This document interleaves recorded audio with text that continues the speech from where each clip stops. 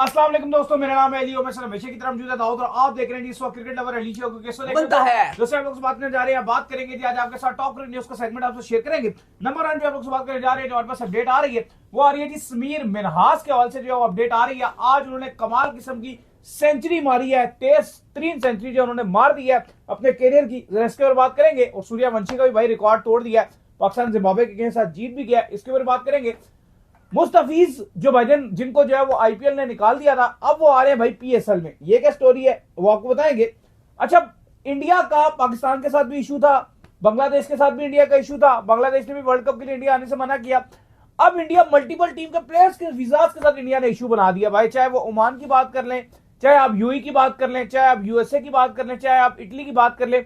जिन खिलाड़ियों का ताल्लुक पाकिस्तान के रीजन से है उनको क्लैरिटी नहीं मिल रही, क्या वो वर्ल्ड कप में शामिल हो सकेंगे। उनके बोर्ड्स का बड़ा खदशात का लाइक बोर्ड ने एक्शन लेने का फैसला किया। बिल्कुल। इसके बाद जो खबर आ रही है वो आ रही है कि श्रीलंका ने अपना स्क्वाड अनाउंस कर दिया अगेंस्ट पाकिस्तान, इस पर ही बात करेंगे। और एशिस के हवाले से अपडेट आ रही है वो भी आपको बताएंगे। तो अगर आप हमारे चैनल पर पहली बार आए, चैनल को अभी सब्सक्राइब करें, साथ ही ना भूलिएगा।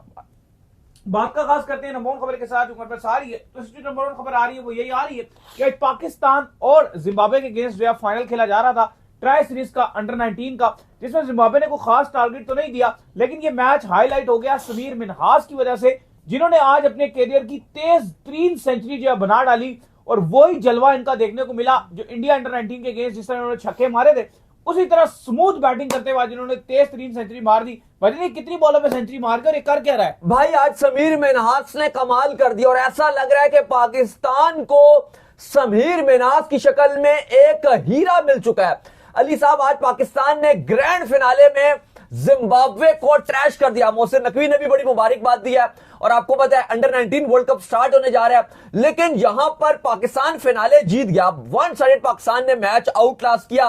पहले बैटिंग जिम्बाब्वे ने की, जहां पे जिम्बाब्वे बिल्कुल क्लूलेस रहा, 158 रन बना सका 44 ओवर्स में। याद रहे अफगानिस्तान भी इस ट्राई सीरीज में पार्ट थी, वो पहले ही बाहर हो गई थी। बॉलिंग की बात किया तो पाकिस्तान की तरफ से बेहतरीन बॉलिंग की उमर ज़ेब ने, जिन्होंने 4 विकेट चटखाए 7 ओवर में 20 रन देके। सुभान लगातार वर्ल्ड कप से बड़ी अच्छी गेंदबाजी, एशिया कप से बड़ी अच्छी गेंदबाजी कर रहे हैं। आज भी उन्होंने 2 विकेट लिए 7 ओवर में 25 रन देके। इसके बाद अली साहब हुआ ये कि लग रहा था कि पाकिस्तान चलो टारगेट चेस कर जाएगा, लेकिन किसी ने यह नहीं सोचा था कि पाकिस्तान की तरफ से समीर मिन्हास वो कर दिखाएगा कि सब हैरान रह जाएंगे। सबको हैरान कर दिया, फास्टेस्ट सेंचुरी बना डाली। और जिस इंटेंट से वो बल्लेबाजी करके दिखा रहा है इस ट्राई सीरीज में, वो बड़े बड़े 100 बना रहा है। एशिया कप में बड़े बड़े 100 का मतलब होता है कि 100 में वो रुकता नहीं है, उसके बाद भी वो 170 प्लस की इनिंग्स खेल रहा होता है। और आज तो उसने भाई कमाल ही कर दिया। 51 गेंदों पे 114 रन, 5 छक्के, 17 चौके, 223 का स्ट्राइक रेट। और पाकिस्तान ने यह टारगेट जो था, हैरान कुन तौर पे जो ये टारगेट जिम्बाब्वे को बनाने में, ये स्कोर बनाने में लगभग 45 ओवर लग गए थे, 44.4 ओवर। वहां पे पाकिस्तान ने अली साहब समीर मिन्हास के 5 छक्के और 17 चौकों की मदद से इस टारगेट को सिर्फ 16 ओवर्स में चेस कर दिया। अभी हुआ सिर्फ ये नहीं, भारतीय मीडिया में भी पूरी तरीके से आग लगाई गई है, क्योंकि वहां पे भी सोशल मीडिया में आपको पता है और इवन मेन स्ट्रीम में भी सूर्यवंशी को बहुत हाईली रेट किया जाता है। और वो है भी अच्छा खिलाड़ी, ऐसी बात नहीं है कि उसको खाली हाईली रेट किया जाता है, वो एक अच्छा खिलाड़ी है, एक बड़ा प्लेयर है। लेकिन जिस तरह से उसको कहा जाता है, मीम्स बन रही थी इंडियन मीडिया का कि भाई सूर्यवंशी जैसा प्लेयर तो पूरे पाकिस्तान में हो ही नहीं सकता, सूर्यवंशी तो 10 साल तक पाकिस्तान को जब टीम में आ जाएगा तो तड़पाएगा, ये होगा फलाना होगा। भाईजान उस बंदे का भी रिकॉर्ड तहस नहस कर दिया। और अब यूथ की फास्टेस्ट सेंचुरी का रिकॉर्ड सूर्यवंशी के पास नहीं है, समीर मिन्हास के पास है। आज जो समीर मिन्हास ने 42 गेंदों पे 100 बना डाला, सूर्यवंशी की 2 फास्टेस्ट सेंचुरियों के रिकॉर्ड तोड़े हैं भाई। एक नहीं 2 फास्टेस्ट सेंचुरी। पहली उनकी 52 गेंदों की फास्टेस्ट सेंचुरी थी, सेकंड भी उन्हीं की फास्टेस्ट सेंचुरी है जो 56 गेंदों की सेंचुरी थी जो उन्होंने यूएई के अगेंस्ट बनाई थी, और 52 गेंदों पे उन्होंने इंग्लैंड के अगेंस्ट बनाई थी। तो ये यूथ की जो फास्टेस्ट सेंचुरी है, अब वो समीर मिन्हास के नाम के साथ जोड़ी जाएगी, जो कि 42 गेंदों का 100 था। कमाल। Sameer Minhas, you beauty take a bow. Qasim अकरम के पास अगर आप देखो तो 4th फास्टेस्ट सेंचुरी थी 2022 में, अगर आपको याद हो 63 गेंदों पे उन्होंने श्रीलंका के अगेंस्ट स्कोर की थी। और फिर ऑस्ट्रेलिया के जो ड्रैपर थे, जेडन ड्रैपर, उन्होंने 2025 में भारत के अगेंस्ट 65 गेंदों पे 100 बनाया था। लेकिन अब इस लिस्ट में समीर मिन्हास ने वाई बाफ सूर्यवंशी की 2 सेंचुरी का रिकॉर्ड तोड़ दिया है। अली साहब, ऐसा लग रहा है कि जो समीर मिन्हास है वो अपना लोहा ना सिर्फ पाकिस्तान बल्कि पूरी दुनिया में मनवाने के लिए तैयार है। बिल्कुल, बहुत जबरदस्त किस्म का खिलाड़ी है। और सबसे अच्छी बात यह है कि जो मिडल करवाता है, जो इसकी टाइमिंग्स है वो बहुत ही जबरदस्त है। जो बॉल इसने एक बार प्रॉपर मिडल करवा दी वो फिर अक्सर जो है बाहर ही जाती है। और एक इसके अंदर वो जबरदस्त चीज देखने को मिली है। देखो, बाबर आजम हमारे पास जरूर मौजूद है, टेक्निकल बड़े स्ट्रॉन्ग बैट्समैन है, लेकिन बाबर आजम का कहीं ना कहीं स्ट्राइक रेट का इशू आ जाता है। इसकी मैंने ये देखा है कि इसकी टेक्निक भी बड़ी स्ट्रांग है और इसका स्ट्राइक रेट का भी जो कोई इशू है वो देखने को फिलहाल तो नहीं मिल रहा। लेकिन अब देखते हैं कि इसको कैसे मैनेज किया जाता है और इसको कैसे इंटरनेशनल तक पहुंचाया जाता है और क्या ये फॉर्म को इंटरनेशनल में कंटिन्यू कर पाएगा। फिलहाल तो बहुत अच्छे रन कर रहा है और मजा आ रहा है इसकी, जब भी बैटिंग देखते हैं बहुत स्वाद आता है। खैर, इसके बाद जो अपडेट आ रही है वो आ रही है मुस्तफीज के हवाले से। और अपडेट ये आ रही है कि आपको पता है कि आईपीएल ने उनको जो है रिलीज कर दिया था, आईपीएल ने उनको जो है निकाल दिया था। बीसीसीआई ने इंस्ट्रक्शन दी थी कि यार इसको जो है वो फौरन आईपीएल से जो है निकाला जाए। फिर केकेआर की जो टीम है उन्होंने उसको आईपीएल से जो है निकाल दिया, जिसके ऊपर बड़ी कंट्रोवर्सी बनी। फिर बांग्लादेश ने भी ये ऐलान किया कि अगर हमारे एक प्लेयर की डिसरिस्पेक्ट की जाएगी तो हम इंडिया ही नहीं जाएंगे। तो बांग्लादेश ने उनको वार्न किया कि हम T20 वर्ल्ड कप खेलने के लिए इंडिया नहीं आएंगे, बल्कि हमारे मैचेस को जो है श्रीलंका में जो है शिफ्ट किया जाए। अब इस सारी कंट्रोवर्सी के चलने के बाद, क्योंकि मुस्तफीज जो है वो जाहिर बात है आईपीएल से बाहर हो गए, उनके पास कुछ करने को तो है नहीं है, लिहाजा अब वो पीएसएल ज्वाइन करने जा रहे हैं। देखिए, आज पीएसएल ने ऑफिशियली तौर पर ऐलान कर दिया और ये बड़ी खबर है। ये सब चलते हुए जब हर गुजरते दिन बांग्लादेश और इंडिया का जो मुकाबला है वो खराब से खराब होता जा रहा है, कॉन्फ्लिक्ट बढ़ते से बढ़ते जा रहे हैं। आज भी बांग्लादेश क्रिकेट बोर्ड का स्ट्रिक्ट स्टैंड था कि हम तो भारत नहीं जाएंगे वर्ल्ड कप खेलने के लिए, चाहे कुछ भी हो जाए। अब आईसीसी हमारा फैसला सुनाए और हमारे हक में ही बात करनी होगी, वरना हम इंडिया तो नहीं जाएंगे। और श्रीलंका को होस्ट है, हमें तो वहां पर खिलाइए। वहां पे बीसीसीआई भी अपना सर पकड़ के बैठ गया, वहां पर आईसीसी ने भी अपना सर पकड़ के बैठ गया, क्योंकि ये वो मामलात हैं और ये वो जो, अगर हम इसको कभी भी लाइक नहीं करते कि आप एक कंट्री में मैचेस खेलने के लिए ना जाओ, लेकिन ये जो चीज शुरू किया है ये बीसीसीआई ने शुरू किया है। ये भारत की तरफ से चीजें शुरू हुई जब उन्होंने पहले पाकिस्तान के पास एशिया कप 2023 था, उन्होंने कहा हम तो नहीं आएंगे, बहुत बुरा लगा था हमें कि वो नहीं आएंगे। फिर 2025 की चैंपियंस ट्रॉफी हमने बर्दाश्त किया, 2025 की चैंपियंस ट्रॉफी सब आ रहे थे, हमने इतना पैसा लगाया स्टेडियम्स में, उनको बोला आने को, उन्होंने कहा हम तो नहीं आएंगे।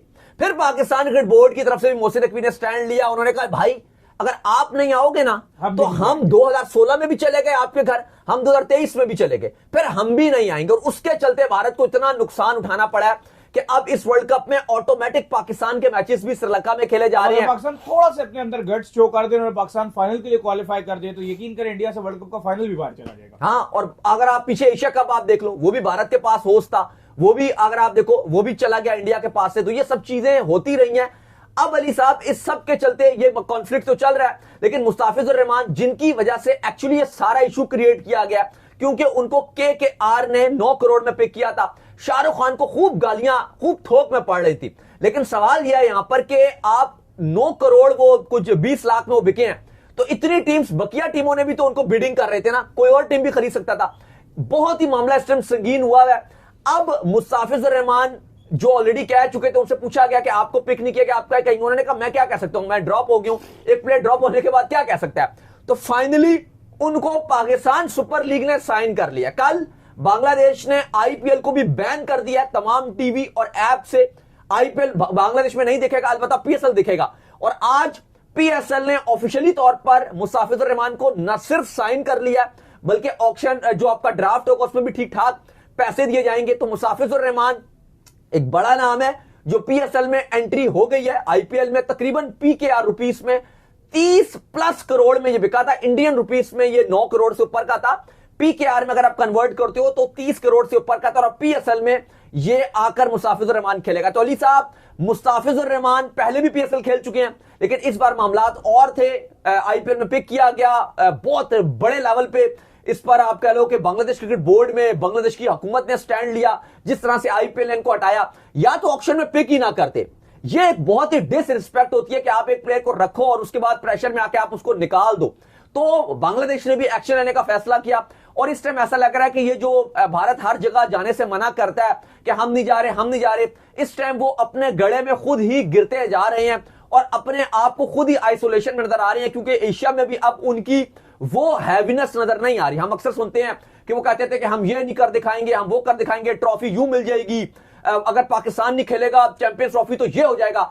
आज वही भारतीय मीडिया बात कर रहा है कि भाई पाकिस्तान तो बहुत स्ट्रांग है, पाकिस्तान के बगैर तो आईसीसी वर्ल्ड कप करवा नहीं सकता, पाकिस्तान तो हमारी मजबूरी है, लेकिन बांग्लादेश हमारी मजबूरी नहीं है।